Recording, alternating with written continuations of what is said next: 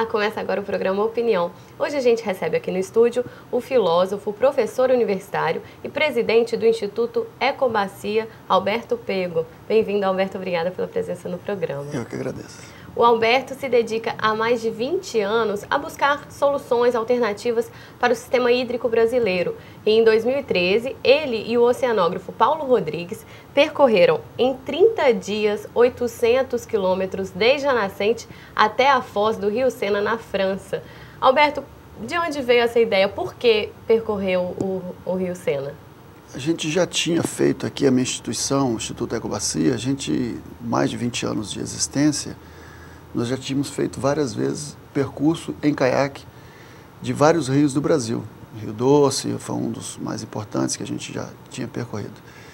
E o Sena, nós decidimos fazer o percurso no Sena, já há muitos anos também, viemos preparando isso, porque o Brasil se inspira na legislação de recursos hídricos da França. E o Sena, como sendo o rio mais importante da França, um rio que passou por um processo de recuperação fantástico, a gente então teve essa ideia de fazer uma metodologia brasileira num rio francês, para demonstrar, verificar se a recuperação do Sena era verdadeira mesmo, como estava sendo apregoado. Bacana, então vamos assistir um pedacinho dessa viagem deles pelo Rio Sena.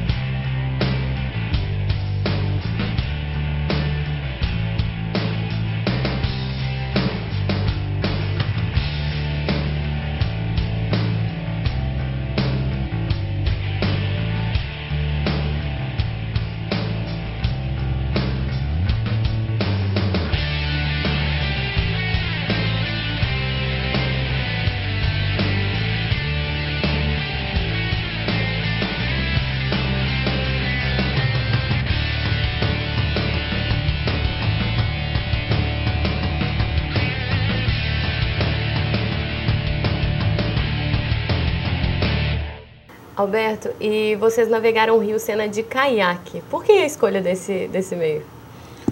Olha, o caiaque ele já comprovou ser o melhor meio de navegação quando você vai fazer uma descida, porque ele consegue navegar, inclusive, em trechos bem rasos de rio. E como o nosso objetivo sempre é percorrer o maior trecho possível do rio, pegando desde a nascente, então com barco a motor, com barcos maiores, a gente não consegue chegar até os trechos mais altos do rio, né? Perto da nascente. Alberto, e vocês navegaram muito tempo, assim, por dia? Era bem exaustiva a viagem? A gente navegou em torno de 40 quilômetros a cada dia.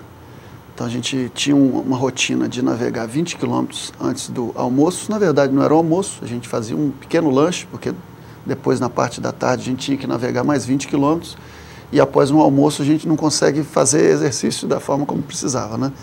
Então a gente fazia em torno de 40 quilômetros por dia, 6 dias por semana.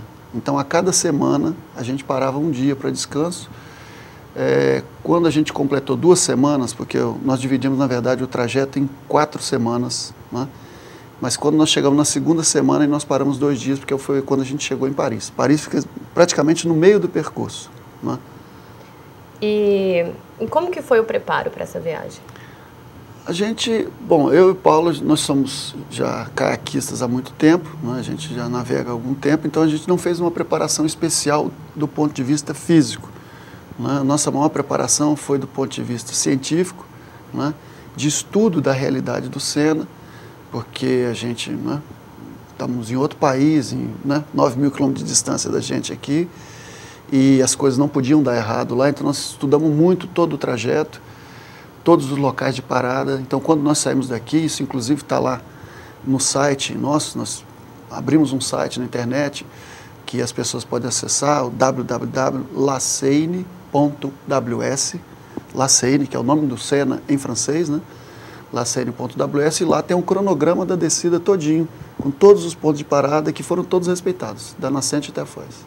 E não era perigoso? Vocês encontraram muitas dificuldades? Nós encontramos alguma dificuldade, sim. Tinha alguns perigos, né? Uma descida dessa você nunca faz, né, como se fosse uma diversão apenas, né? Então, houve momentos em que o barco virou, Nós tivemos alguns momentos assim que a gente teve que passar por barragens, né, por eclusas. Então, assim, a gente teve alguns perigos. Mas, em geral, o Sena não é um rio perigoso, né? Nós tivemos, já na nossa trajetória de vida, nós já percorremos outros rios mais perigosos, inclusive aqui no Brasil. O Sena, ele é praticamente um rio de baixada. Se eu fosse comparar, por exemplo, com o Rio Doce, né, que é um rio mais ou menos do mesmo tamanho, Rio Doce tem em torno de 800 quilômetros de comprimento, mesmo tamanho do Sena. Só que o Rio Doce nasce a 1.200 metros de altitude e o Sena nasce a 420 metros de altitude. Então ele é praticamente um rio de baixada, que aliás é um grande problema para os franceses, né? Porque é um rio de baixada que não tem muita velocidade, então quando você tem inundação, a tendência dessa água é de espraiar muito e de atingir as residências. Então eles tiveram que, ao longo dos anos, ao longo de centenas de anos, né, educar muito a ocupação do solo nas margens do Sena, para que as constantes tempestades, né, e inundações que acontecem não alagassem as cidades. Esse enchente é um tema que a gente lembra, né, quando fala de rio. E então lá eles também sofrem com esses problemas, igual a gente que sofreu aqui em dezembro de 2013. Com certeza. Inclusive agora recentemente eles tiveram, de novo após a nossa chegada aqui no Brasil, eles tiveram um novo episódio de enchentes lá. Então isso é um fenômeno recorrente lá. A grande enchente que realmente serviu de educação, a maior educação para o povo francês, foi a enchente de 1910. Então tem mais de 100 anos já. E ela deixou marcas muito profundas na sociedade francesa, com mortos, né, com muitas perdas materiais também. E a partir daquela data, eles começaram uma série de legislações, de impedimentos, de alvarás, de uma série de decisões que fizeram com que a ocupação das margens do rio fosse mais civilizadas, mais organizadas, né? Então hoje eles conseguem controlar essa questão melhor que a gente? Eles conseguem controlar melhor o fluxo da água, não é isso? E, ao mesmo tempo, conseguem sofrer menos impacto com as enchentes que ainda acontecem. Então, a gente vem estudando isso há muito tempo, porque assim, um dos objetivos da nossa descida, ou talvez o principal objetivo da nossa descida, da nossa expedição pelo Sena, foi estudar o que eles estão fazendo de positivo que possa ser aproveitada no Brasil. Nós já copiamos a legislação, mas as práticas adotadas no dia a dia são muito diferentes ainda. Então, a gente não consegue, no Brasil aqui até hoje, adotar essas práticas de controle da ocupação do solo nas prefeituras, né? Que você vê em todo lugar na Grande Vitória, tem ocupação em local inadequado, ocupação desordenada, sem fiscalização. E lá o que a gente percebeu é que tem um grande respeito pela legislação, né? Eles tinham grandes problemas, mas assim que eles decidiram realmente enfrentar esses problemas, houve uma adesão muito importante da sociedade e o governo tem um grande controle sobre a máquina pública. Essa é uma grande diferença que eu percebo entre o caso francês e o caso brasileiro, em que as gestões elas conseguem realmente controlar a eficiência da máquina pública. Então, o fiscal fiscaliza, né? O cara que vai multar, multa, e o cidadão tem que respeitar, né? Então essas são as principais diferenças. Por isso que lá, se a nossa legislação é tão parecida com a deles, né, foi baseada na legislação deles, por que lá funciona bem e aqui ainda não, a gente ainda está caminhando, né? Esse é um assunto que assim, tem sido motivo de várias reuniões que nós temos tido, inclusive com a Secretaria de Meio Ambiente aqui do Estado, não só nessa gestão, mas na gestão anterior também, sobre quais as causas que fazem com que uma mesma legislação, praticamente a mesma, né, aplicada na França, funcione e aplicada no Brasil ainda não funcione. Eles começaram a aplicação da legislação de recursos hídricos deles em 64 e nós começamos em 97. Então nós temos um intervalo, um atraso relativo aí importante. Mas além desse atraso, tem um outro atraso que é bem importante ser dito, que é quando eles começaram em 64, eles começaram com o sistema completo. Criaram os comitês, criaram as agências, botaram a cobrança para funcionar e aí o sistema todo, a lei. E nós, quando começamos em 97, criamos só a legislação. Aqui no Espírito Santo, por exemplo, começamos em 98. Criamos a lei, Em seguida vieram os comitês, até hoje não vieram ainda as agências, mesmo depois de tanto tempo percorrido. A cobrança pelo uso de recursos hídricos ainda não veio. Então, se não veio a cobrança e se não veio a agência, dentro desse modelo, que é o modelo que nós, né, importamos da França, fica muito difícil de funcionar. Porque o comitê, ele existe, o comitê de bacia, ele existe, ele decide o que fazer, mas como ele não tem os recursos, uma vez que a cobrança ainda não foi implantada, né, e como ele não tem a agência, que é o órgão técnico responsável por botar em prática as medidas apontadas pelo comitê, então assim, o comitê decide, mas não consegue realmente fazer aquilo acontecer. Colocar em prática. Colocar em prática. Alberto, em relação à cobrança dos recursos hídricos, como que funcionaria para o pessoal em casa entender? Cada morador pagar? Porque a gente já paga, tem a conta de água, seria junto? Como que funciona isso? Pois é, na França funciona de um modo, no Brasil pode funcionar de outro, né?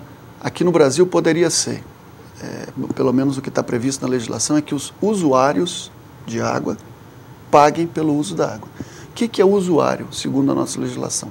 O usuário não é você e não sou eu, que somos clientes de uma companhia de água, não é? A CESAM, no caso aqui nosso, a CESAM é a usuária, entende? Ela que coleta a água no rio e bota dentro das nossas casas. Nós somos clientes da CESAM. Então, hoje a CESAM vai lá, tira a água, por exemplo, do rio Jucu, trata essa água e vende esse tratamento dentro da nossa casa, o encanamento e tudo mais, até chegar na nossa casa. Então, quando a gente paga a nossa conta de água, na verdade o que nós estamos pagando é o tratamento da água, né? E a chegada dessa água até a nossa residência. O bem em si não está sendo pago, a própria água em si. Por que não está sendo pago? Porque a CESAM também pega essa água e não paga a ninguém. Mas a legislação, essa legislação, né, trazida da França, ela prevê isso, que agora a água tem um valor, não é isso? Lá no rio. Então, quando a CESAM tira, se ela tirar 1 metro cúbico, ela paga por esse 1 metro cúbico. Se ela tirar 2 metros cúbicos, ela paga por 2 metros cúbicos. E qualquer usuário que tire a água do rio, ou que jogue esgoto no rio, jogue efluentes no rio, ele também tem que pagar pelo que ele lança no rio. Como se fosse uma espécie de multa? Como se fosse uma espécie de multa, menos do que isso, acho que como uma forma de uma administração condominial, a bacia hidrográfica é como se fosse um condomínio, onde todos têm que cooperar para que aquele bem seja mantido, não é? Então, se você não pagar o condomínio, o elevador vai ficar sem manutenção, e daqui um dia ele para, e aí subir de escada ninguém vai querer. Então, se a gente não pagar, não der uma contribuição, aí no caso os usuários, e pode ser que a CESAM, pagando pelo uso da água, não precise repassar esse custo para a tarifa. Tá? Essa é uma questão que tem que ser discutida. Mas se quem tira a água do rio não paga isso, o rio fica sendo só um ponto de saída, de retirada, e ninguém retorna com benfeitorias. Então, pagar essa água que é retirada é uma forma de acumular um recurso para que seja feito o quê?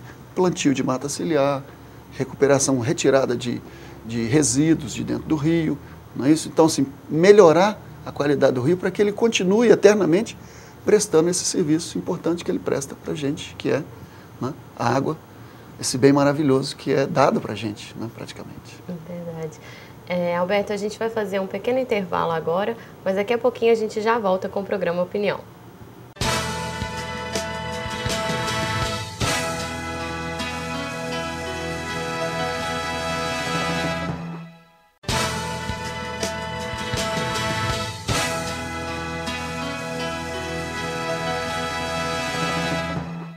De volta com o programa Opinião, hoje a gente recebe o ambientalista Alberto Pego, que percorreu toda a extensão do Rio Sena na França para conhecer o processo de revitalização do rio feito por lá. Alberto, essa revitalização realmente funcionou, trouxe bons resultados? O rio está realmente limpo? Eles lá usam um método bem interessante para mostrar como que a coisa funcionou. Eles falam o seguinte, olha, antes da gente começar esse trabalho, tinha 4 espécies de peixe no Sena, em Paris. Hoje tem mais de 30 espécies. Então foi feito um censo, né? E um censo dentro do rio, né? Um censo das espécies de peixe, e eu pude comprovar isso, sabe? Porque eu entrevistei inúmeros pescadores durante a descida toda, da nascente até a foz, e eu conto isso com satisfação, assim, foi a primeira vez na minha vida que eu ouvi pescador dizendo: aqui a quantidade de peixe está aumentando. Esse processo que foi feito por lá de revitalização foi um processo longo? É realmente assim, não é nada a curto prazo? Não é nada a curto prazo, né? Eles sofreram bastante para poder fazer isso. Olha que o francês, em geral, é um sujeito que respeita bastante a lei. E como eu te disse, assim, a lei começou a funcionar em 64. E eles urraram, sofreram pelo menos aí uns 20 anos, né? Até que na segunda metade da década de 80, 85, 86, aí que parou de ter os episódios anuais de mortandade de peixe, porque tinha esses episódios no Sena, todo ano, era como se fosse um reloginho, todo ano, na época da inversão térmica, morria toneladas de peixe no Sena, todo ano. E a mancha de poluição daquela espuma que formava logo abaixo de Paris pegava vários quilômetros. E isso aí, imagina a situação que o contribuinte começou a pagar, né? Todo ano, pagando. Começou a cobrança em 64, né? E aí deu 74, 10 anos depois de começar a cobrança, o rio ainda estava morrendo peixe. Então houve uma pressão muito grande sobre os organismos governamentais, né? Falou, peraí, nós estamos pagando e o rio não está melhorando? E eles tiveram que agir com com muito cuidado, mas também com muita pressão da sociedade e conseguiram, então, vencer aquele obstáculo. E hoje, então, o Sena virou uma universidade a céu aberto. Tem gente do mundo todo visitando, virou uma grife, realmente, né? A recuperação do Sena. Tem gente do mundo todo lá visitando, porque, assim, a gente sabe que existem experiências de recuperação de rios, mas de rios pequenos. Um rio que tem 17 milhões de habitantes, que passa por uma capital que é a mais visitada do mundo, tal. Então, assim, é muito inédito realmente o que foi feito no Sena. Por isso que ele serve realmente de exemplo para o mundo todo. É um importante exemplo. E dá para trazer esse exemplo para o Brasil, para os rios capixabas, por exemplo? Nós estamos trabalhando muito com isso. Temos tido reuniões frequentes com o governo do Estado, estamos fazendo,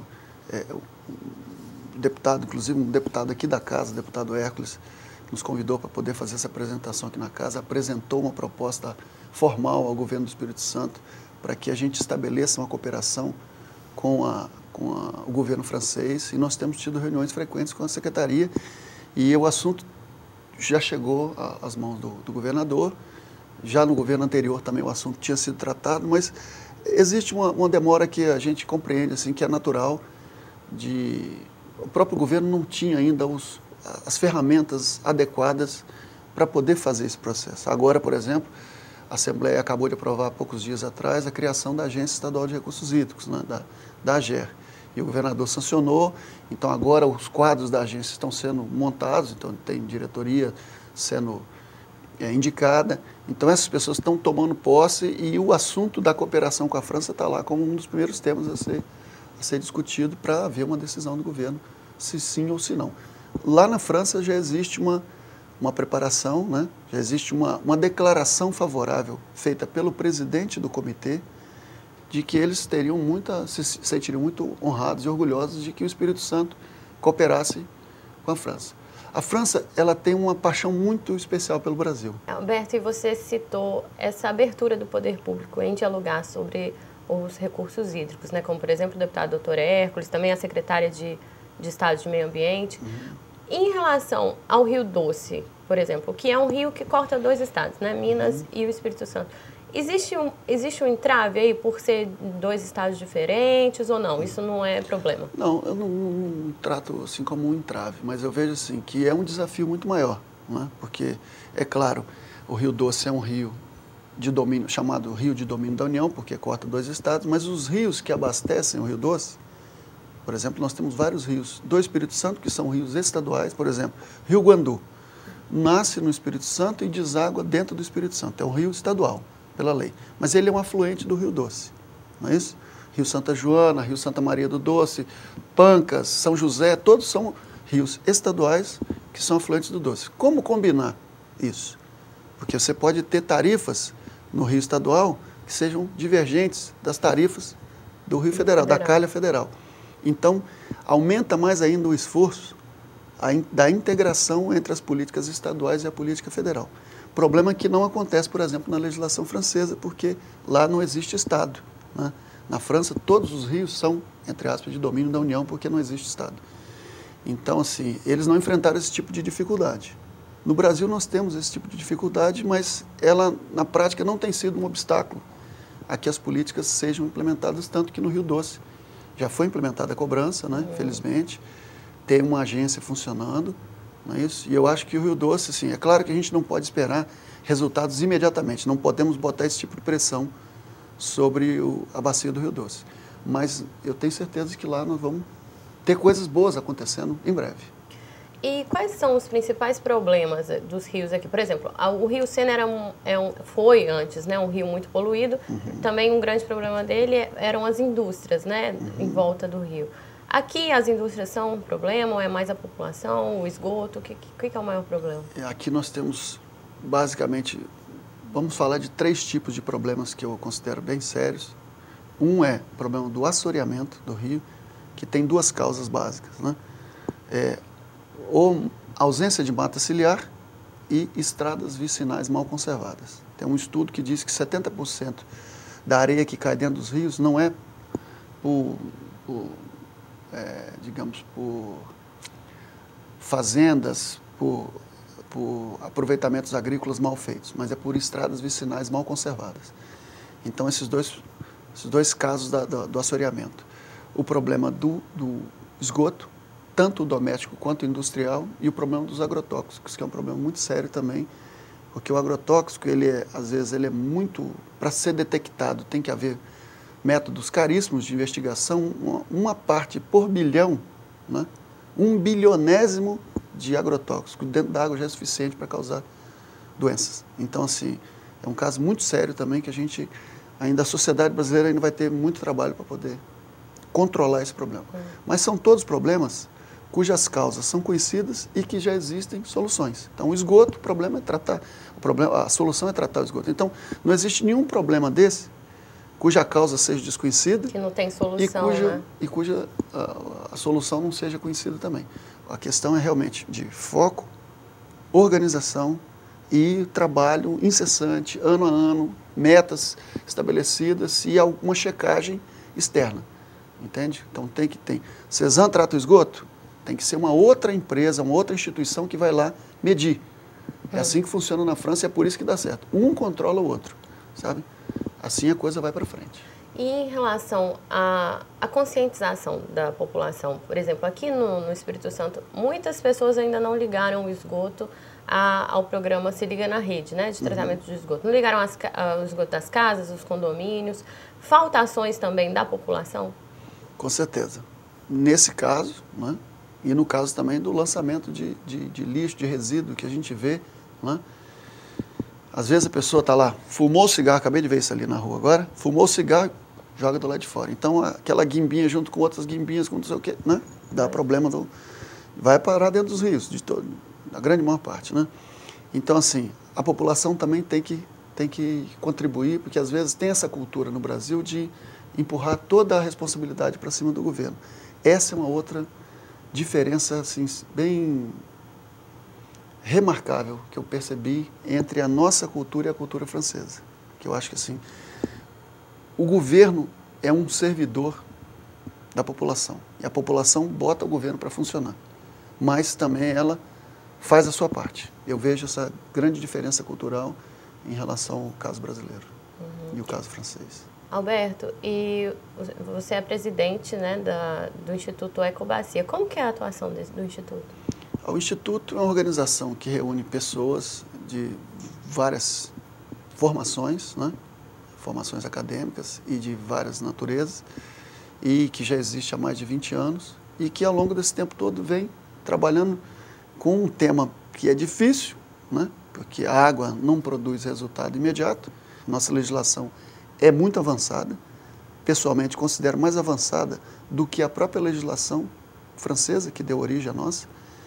Nós temos alguns instrumentos aqui que na legislação francesa não existem, mas esses instrumentos nem todos foram à prática ainda, não foram colocados ainda à prova.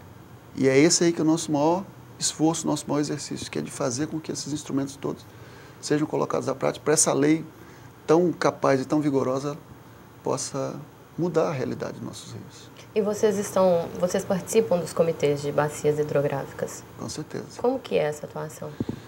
Olha, participamos como dentro, o que o comitê de bacia, ele é formado, ele é tripartite, né? E tem então presença da sociedade civil organizada, dos governos e dos usuários, que são as empresas, como a gente tratou mais cedo, das empresas que pegam a água do rio. Então, a aposta que a França fez foi essa, né, e que o Brasil acabou inspirando, é de que esse grupo reunido, ele vai se entender sobre o que é necessário e sobre o quanto custa recuperar um rio, entendeu? E aqui no Brasil a gente seguiu o mesmo modelo. O Instituto Ecobacia teve esse prazer de ser uma instituição que não só ajudou a lei a ser aprovada, mas também ajudou essa lei a via prática, porque a gente ajudou a fazer a criação dos comitês aqui no Espírito Santo, Comitê do Rio Santa Maria, Comitê do Rio Jucu, cheguei até a ser presidente dos dois, né, do Santa Maria por 3 anos e do Rio Jucu por muito menos tempo, e a gente tem trabalhado muito isso. Mas a gente já percebeu que os comitês sozinhos, né, eles não vão dar conta do recado. É preciso que os outros instrumentos, que a agência seja criada. Agora nós já temos no governo do Estado uma agência que ainda não é a agência de bacia, mas que pode cumprir essas funções, né? Essa agência criada, aprovada aqui na Assembleia Legislativa. Então nós precisamos botar esse sistema para funcionar, sabe? Porque nós fomos abençoados com um patrimônio muito valioso, que são os rios. E quem sofre falta d'água em casa um dia, sabe como que a água é um bem precioso, um bem valioso. Então, assim, todo mundo fala que a água é importante, todo mundo diz que a água é fundamental, mas o que a gente percebe no dia a dia é que os nossos rios não estão sendo tratados com essa importância, entendeu?